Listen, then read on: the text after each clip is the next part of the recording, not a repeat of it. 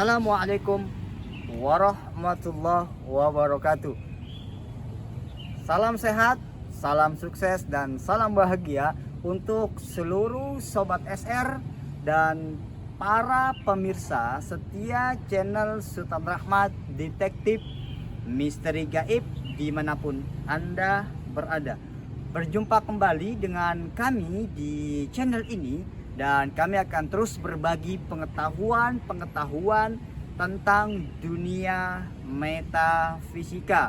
Bagi sobat dan para pemirsa yang belum menekan loncengnya, kami harapkan untuk menekan loncengnya agar kita semua tidak ketinggalan dengan video-video dan materi-materi terbaru yang selalu kami share di channel ini. Dan pada kesempatan yang berbahagia ini, kami akan coba membahas tentang binatang-binatang atau hewan-hewan yang menjadi simbol sihir. Karena binatang-binatang ini sering menjadi kendaraan syaitan dari bangsa jin untuk melancarkan serangan-serangan sihirnya terhadap seseorang. Kami telah mencatat ada sekitar 8 binatang atau hewan-hewan yang menjadi simbol sihir tunggangan syaitan dari bangsa jin. Dan materi ini akan kami bagi menjadi bagian pertama dan bagian kedua. Pada bagian pertama ini kami akan membahas 4 hewan atau binatang yang menjadi simbol sihir atau menjadi tunggangan syaitan dari bangsa jin. Hewan apakah itu? Binatang-binatang apakah itu yang menjadi simbol sihir dan tunggangan syaitan dari bangsa jin? Kita akan coba bahas, kita akan coba dalami pembahasan materi ini setelah berikut ini.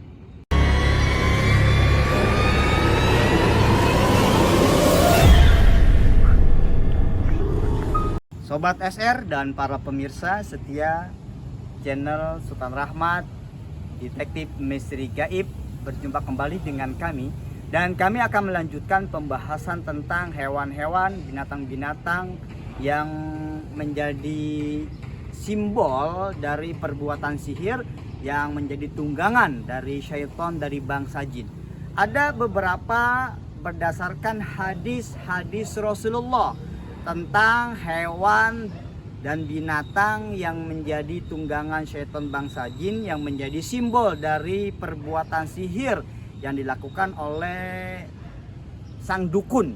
Nah, yang pertama di dalam hadis Rasulullah itu binatang yang menjadi tunggangan syaitan dari bangsa jin dan merupakan simbol dari sihir adalah cicak.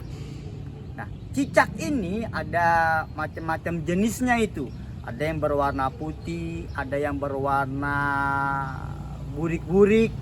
Nah, ini boleh kita bunuh karena ada hadis dari Rasulullah Shallallahu Alaihi Wasallam yang memerintahkan kepada kita bahwa man qatala wazakon, barang siapa yang membunuh cicak fi awwali dorbatin, dengan sekali pukul dia langsung mati, maka kutibat lahu mi'atu hasanatin, maka Allah akan tetapkan, Allah akan tuliskan bagi orang yang membunuh cicak tersebut 100 kebaikan.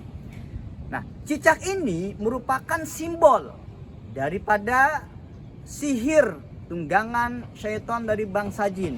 Bahkan pada zaman Rasulullah saja, ketika dalam peristiwa Rasulullah dan Abu Bakar bersembunyi di dalam gua pada saat dikejar-kejar oleh kaum kafir di Mekah pada saat itu, justru pada saat itu cicaklah yang membunyikan suara di dalam gua itu.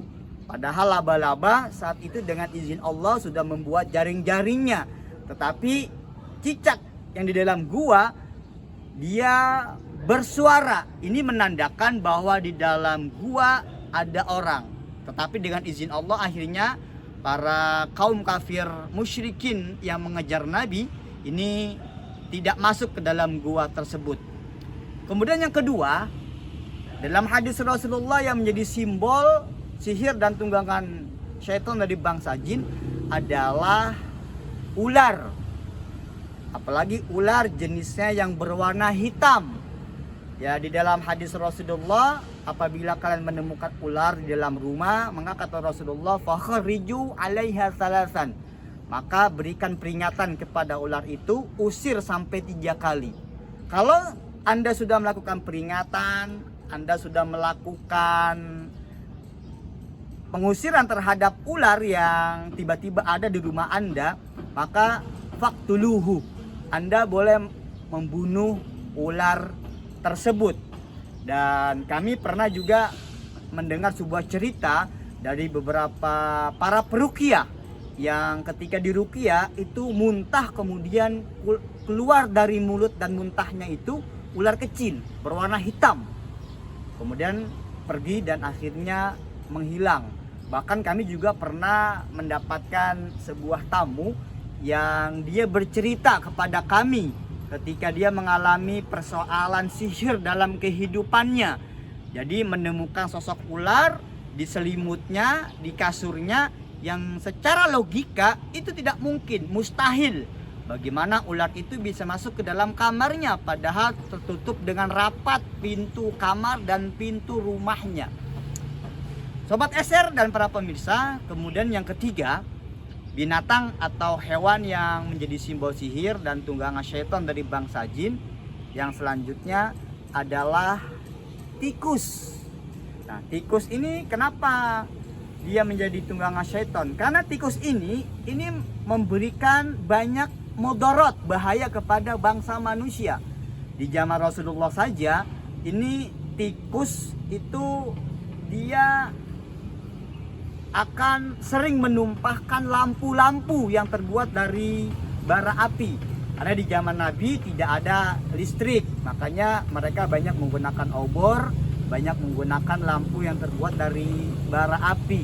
Nah, terkadang tikus ini sering menjatuhkan, dan banyak dari rumah-rumah kaum muslimin pada saat itu ini ada yang terbakar karena ulah tikus. Makanya apabila kita menjumpai tikus di rumah kita, itu boleh kita bunuh. Berdasarkan hadis dari Rasulullah, khamsun la junaha ala man qatalahunna, ada 5 binatang yang boleh kita bunuh, kita tidak berdosa terhadapnya. Di antaranya adalah al-fa'ratu, yaitu tikus. Kemudian yang keempat, binatang atau simbol sihir yang menjadi tunggangan syaitan dari bangsa jin itu adalah al-kalbul aswad, adalah anjing yang berwarna hitam pekat, tidak ada warna lain kecuali seluruh kulitnya itu berwarna hitam pekat. Ini juga berdasarkan hadis Rasulullah, al-kalbul aswad syaitan, bahwa anjing hitam itu adalah simbol tunggangan dari bangsa syaitan. Tapi kalau anjing itu ada di dalam rumah tetangga kita, jangan Anda bunuh. Ini akan menjadi persoalan dalam kehidupan Anda dengan tetangga Anda. Tapi kalau anjing hitam itu kemudian menyerang Anda, anjing itu ganas, galak, Anda boleh melakukan tindakan-tindakan yang melakukan pembelaan terhadap dari serangan anjing tersebut. Para sobat SR dan para pemirsa, untuk 4 sisa binatang atau hewan lainnya yang menjadi simbol sihir dan tunggangan dari bangsa syaitan, kita akan bahas pada perjumpaan yang akan datang. Dan salam sukses, salam bahagia untuk seluruh sobat SR dan para pemirsa. Selamat beraktivitas. Wassalamualaikum warahmatullahi wabarakatuh.